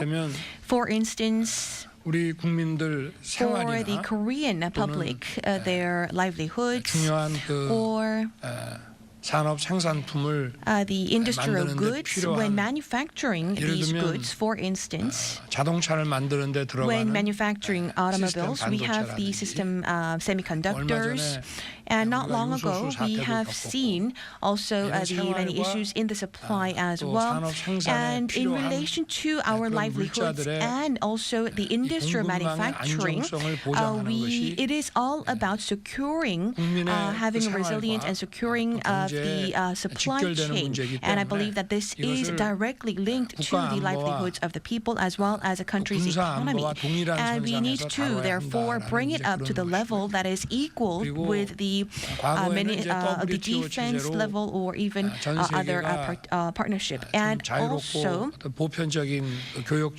in the past, under the WTO scheme, we have had the free trade scheme globally. However, due to COVID-19 and the making of the blocks by countries, we believe that we have seen some risks of supply chains. And therefore, securing and stabilizing the supply chains, and in particular, the ROK and the U.S. shared the common value of human rights and democracy. Therefore, between such two countries, securing the management of the supply chain and also securing the economic security and also dealing them at the level of a presidential office and NSC, and having respective people dealing with this matter so that they can have consultations and communication at any time, which when one country has challenges. So this is the agreement that we have made today. And in addition, for the financial markets, for instance, when we have some shock in the foreign currency markets, we will open the door so that the countries, each of our countries could help each other. And when it comes to the defense, security or alliance, we will also be dealing with the exports of the defense industry as well. And for these aspects, we will carry out continued talks and cooperation. So we will be sharing such a scheme going forward. And these cooperation will not be just limited to words, but it will be translated into something that can be felt with the skin, by the skin of the people as well as the corporations of the two countries. So this is our vision. And just like ROK and the US, which share the same value of democracy and human rights, these universal values, even if some countries do not share such common value, we will not be excluding them because we need to keep global peace. However, we will be expecting these countries to come into these rule of order. And first of all, therefore, we will be having a close cooperation, a close solidarity between the countries that do share. And next, the U.S. journalist will be giving a question to the U.S. President. Trevor Honeycutt. Thank you. First of all, President Yoon, your joint statement mentions a number of initiatives that you'll be taking on the security front, but it doesn't mention whether you asked the president for nuclear bombers, submarines, or aircraft carriers. Are those of interest to you, and do you expect that the president will be deploying them? And for you, President Biden, there's no mention in the joint statement about whether there would be any preconditions for you meeting with North Korea's Kim or providing vaccines to North Korea. And so I wanted to see if there are any preconditions for that. And then ahead of your meetings in Tokyo, I understand that they will be asking for you to consider rejoining the TPP that was negotiated by President Obama. Could you talk a little bit about your thinking about whether this Indo-Pacific economic framework can lead to a bigger trade deal in the region? Thank you. Would you like me to go first? The answer with regard to would I provide vaccines for North Korea?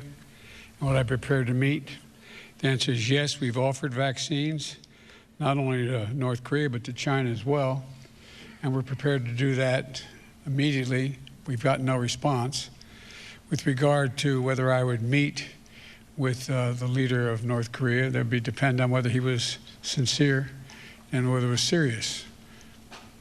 What was the other question you asked me?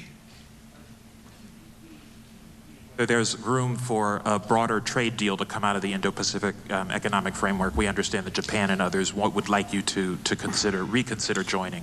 Well, I think what you're going to see is what we're talking about in terms of this arrangement we're discussing now. It's quite significant, and what we're talking about is, as it was pointed out, an economic strategy that for the entire Indo-Pacific region, and it's working in critical areas in the supply chain, not just of semiconductors, but a range of other products as well. Semiconductors, which is we've already discussed a little bit, infrastructure, and making sure we make available the capacity to provide modern infrastructure to many of the countries in the region who may not have the capacity. 3, the digital economy, dealing with cybersecurity standards and sharing major standards of data access based on the boundaries within trust, and that needs to be done in our view, as well as clean and renewable environment, clean energy technologies, a global minimum tax on the tax side of the equation, just like we recently negotiated, and deal with establishing Foreign Practices Act effect internationally. All that's quite broad, and it is separate from and also semi-inclusive of what TPP was about. So this is the objective that I have in mind, we have in mind at the front end here.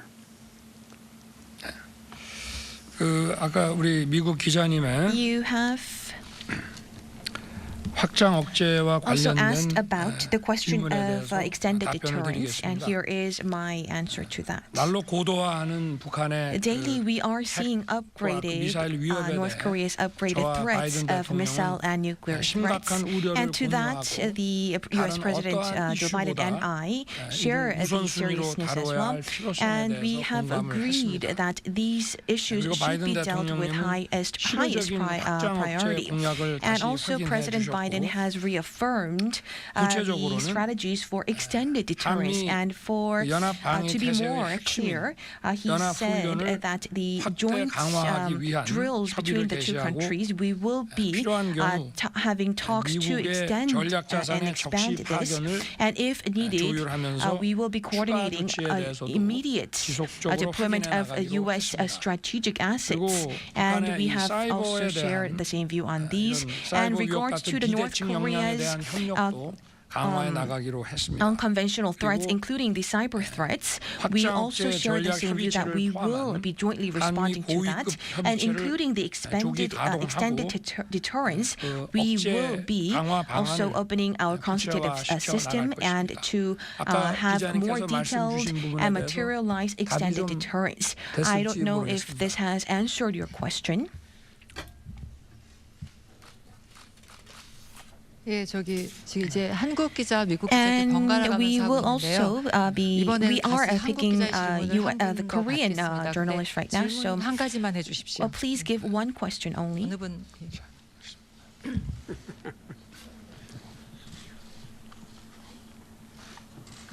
네, 채널 A의 조영민. I am Cho Young-min from Channel A. First of all, very thankful for this opportunity. We have dealt this previous question with the previous question, but to be more specific, you have talked about the highly sophisticated North Korean threat, and you have mentioned the extended deterrence, and you have talked about the action plan that will be unfolded in this summit. I remember that you have mentioned this earlier, but can you be more practical and can you be more detailed? Can you elaborate a little bit more on what kind of discussion between the two you had? 과거에 확장 억제하면은 In the past, when it comes to extended deterrence, we have only talked about the nuclear umbrella. 그것뿐만이 아니고 But now it goes beyond that. 다양한 아까 우리 미국 And as 기자분께서 the 질문하신 U.S. reporter has just mentioned, for instance, jets, the missiles, and it includes numerous other strategic assets. So it deals with the timely deployment of these strategic assets. This has been dealt upon between President Biden and I, and at a timely manner, we will be continuing the consultation on the NSC level as well. And moreover, you have just mentioned, and I have just mentioned responding to the previous question, and to materialize this, in order to be responsive and to prepare against the nuclear threats, we saw the need for the U.S. ROK joint drills. And next, let us go back to the U.S. journalist. This is the last question that we will have. Can you limit your question to just one, please? Sung Min, Washington Post. Thank you, Mr. President. You are here in the region to promote the United States economic cooperation with South Korea and Japan. But the two countries have been locked in a trade dispute on top of their bilateral relationship deteriorating for a number of reasons over in recent years. So what kind of a role would the United States play here in resolving those and other disputes so that your administration can further your goal of bolstering your economic alliance with the region? And then I have a question for President Yoon. You only get one. I'm protecting him. The answer is that we discussed that in generic terms. The fact is that I'll be going from here to Tokyo and discussing this as well. I think it's critically important that we have a very close trilateral relationship, including economically as well as militarily. And I think you'll see that there are ways to deal with some of the trade barriers that were placed, some of which, by the way, were placed by my predecessor, which we're looking at very closely right now. So I think there's a lot of room to move. In addition to that, if you know, I think you covered the fact that I spent a lot of time with the ASEAN nations, as well as the Quartet. There's a whole range. Things have changed. There is a sense among the democracies in the Pacific that there's a need to cooperate much more closely, not just militarily, but in terms of economically and politically. And so we talked at some length about the need for us to make this larger than just the United States, Japan, and Korea, but to the entire Pacific and the South Pacific and the Indo-Pacific. And I think this is an opportunity. You've heard me say it 100 times. I'm sorry to the American press to repeat it. But I really do think we're at an inflection point in world history. Things are changing so rapidly. I think you're seeing that you're going to see more of. This is going to be a competition between democracies and autocracies. And I mean that sincerely. And unfortunately, I think I'm being proven to be correct, not just here, but around the world. And again, we talked at length about this is not only just regional, but it's also a global alliance, in effect, of how we're going to respond. And I don't mean a formal written alliance, but for example, if you notice, Korea and Japan have both stepped up and support Ukraine. You find that in the Quad is supporting Ukraine. So there's a whole range of things that affect whether or not democracies can be sustained in the midst of this incredible change that's taking place. We both agreed that it could and should be, and that together we can play a major part in having that done. Thank you. Appreciate it. 대통령님 반갑습니다. 예, 이상으로 공동 기자회견을 추가 질문. Your cabinet nominees are overwhelmingly male. South Korea consistently ranks low among developed countries on professional advancement of women, and you yourself during your presidential campaign proposed abolishing the Ministry of Gender Equality. What role should a leading world economy like South Korea play in improving the representation and advancement of women, and what will you and your administration do to improve the state of gender equality in this country?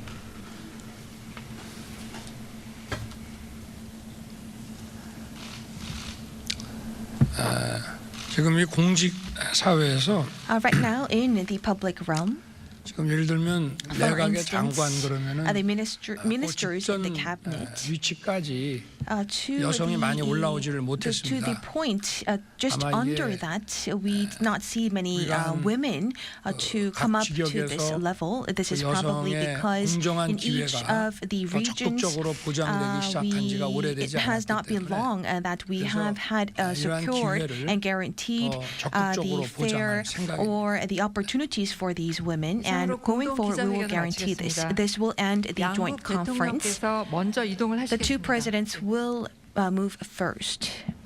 Thank you. Yeah.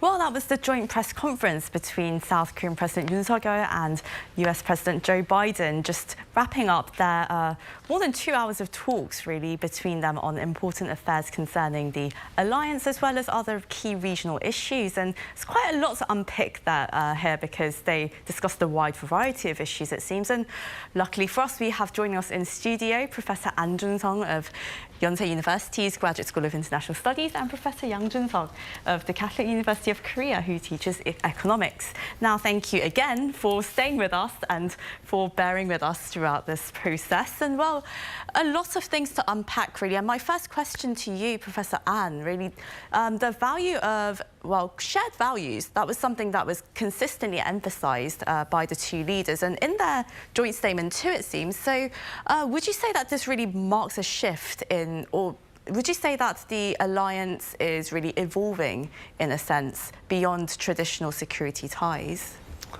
Yeah, but actually, I'm just wondering because that we're supposed to have that, joint press conference like an hour ago, right? So there's delay. I guess there was like a last-minute talk. And it's very interesting from the based on my recollection and when I do about the President Yoon's the inauguration speech, he emphasized freedom 35 times, and also he talked about the universal value as well. I think one of the reporter asked what is the universal value as well, right? Somehow it could be very vague.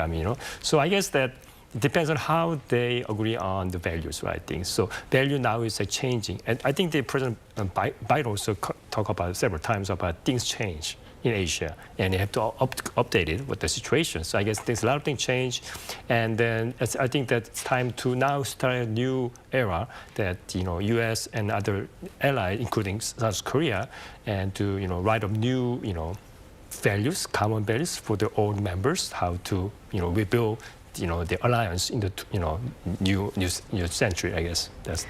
And Professor An, it seems that both leaders stress they sense the need for stronger deterrence against regional threats, of course, namely being North Korea, right, the North Korean nuclear threat. But, well, the two leaders did mention a couple of ways that they're going to be bolstering their alliance or extended deterrence, but they talked about reintroducing the extended deterrence strategy and consultation group in their joint statement. So, first of all, what is this consultation group?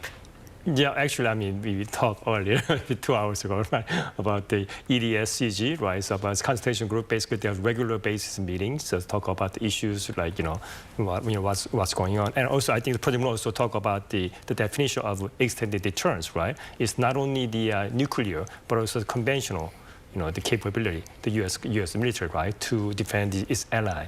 So basically, I guess that, well, actually, nothing surprised, actually, to what they're saying is that it's not really surprising much, and just as they did. And they focus on more like, seems to me, it's more focused on military. The military is more like economic alliance, and they're working together as an economic partnership. I mean, it's both Korea and then U.S. I think that's what they kind of mostly focus on the issue. And we want to get to the economic part of it, of course, but how do you think North Korea is really going to perceive what Mr. Biden and Mr. Yoon just said about possibly increasing the scale or the number of joint military exercises on the peninsula? Well, if I'm in the Pyongyang, maybe I think the response may be very similar. Nothing new, nothing surprise. And you kind of expecting that they will bolster relations. Something, EDSCG was the one of thing was kind of a risk. I mean, was canceled in 2018. So they just want to resume it in a way to show that they, strengthening the military relations between two nations, right? I think that's one of the signal, but it's now in practice, it's not going to be much difference because they know, North Korea knows that the U.S. will take action if there's kind of very provocation. They will take action because not only because of the North Korea, there's Chinese issue, also there's Ukraine war, a lot of things. I think that President Biden talked about issue that it's not only a regional issue, it's a global issue. North Korean issue is also a global issue. So I think they take it very seriously about, so buckle up. So we're going to drive very fast, right? The North Korean, right? And many of these global risks that you talk about, it does inevitably affect people's livelihoods, our economic security, and that was clearly one of the big points of this summit, one of the key agendas here. And Professor Yang, now both leaders, they kept talking about the supply chains and how it's important to really secure supply chains for semiconductors, batteries, and also materials as well. So, well, how important is it for South Korea to really go out and strengthen and make its supply chain more resilient? Well, you have to remember that the problem came up even before the coronavirus, but coronavirus really made all countries very aware that supply chains were surprisingly fragile. From the point of view of the United States, they're very much interested in keeping steady imports of required goods. That includes both final consumption goods and intermediate goods into the United States. That's actually also very important for Korea as well, because Korea also requires a lot of raw materials. Korea has very few natural resources. So in order for us to export, we also need to import quite a bit. Right now, the biggest problem in the United States is inflation, and one of the major causes of inflation is the problem with the supply chain. So it's natural that the tension is paid there. But as I mentioned, the problem goes before the coronavirus. In the United States, the problem of supply chain became important because there was a lot of suspicion that China was using the supply chain to steal U.S. technology and to deliberately perhaps contract U.S. manufacturing capacities. President Trump started all this with his trade war, which in part was sparked by control over intellectual property rights. He was hoping that restricting the supply chain partially and selectively will stop some sensitive technologies from going into China, both legally and illegally. Now, Korea also had a lot of interest in supply chain as well before the coronavirus.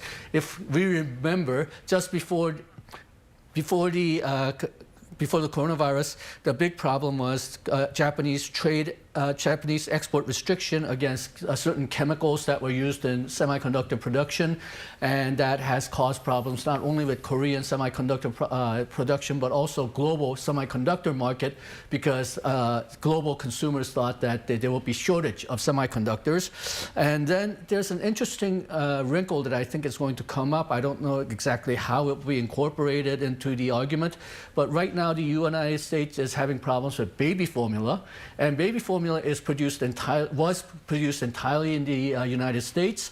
They had trade quotas, they had trade restrictions with other countries to make sure that the domestic baby formula market was protected. But now, because one of the factories in the United States has stopped production, they're having baby formula shortages. So just before President Biden came to Korea, he signed a law. It gives a lot of subsidies and production incentives to U.S. baby formula makers, but also moves to remove some of the barriers to imports of baby formula, including using military planes to carry baby formula from other continents to the United States. They may start to realize that expanding imports is one way of protecting the supply chain as much as restricting imports.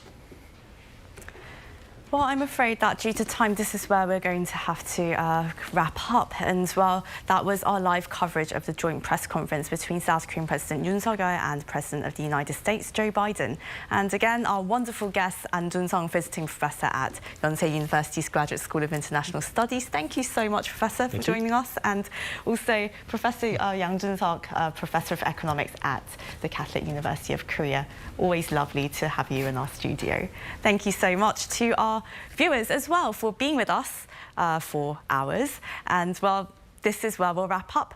But we'll be bringing you more updates and highlights from the summit in our upcoming newscast at 6 p.m. Korea time with Daniel Che and 10 p.m. Korea time after that. So do stay tuned into Arirang News. Well, with that, have a lovely day wherever you are. Bye for now.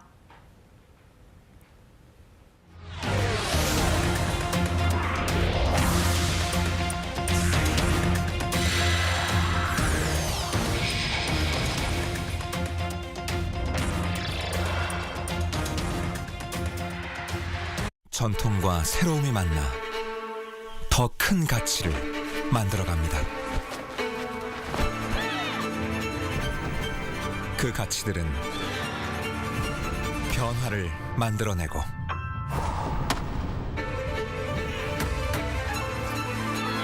새로운 미래를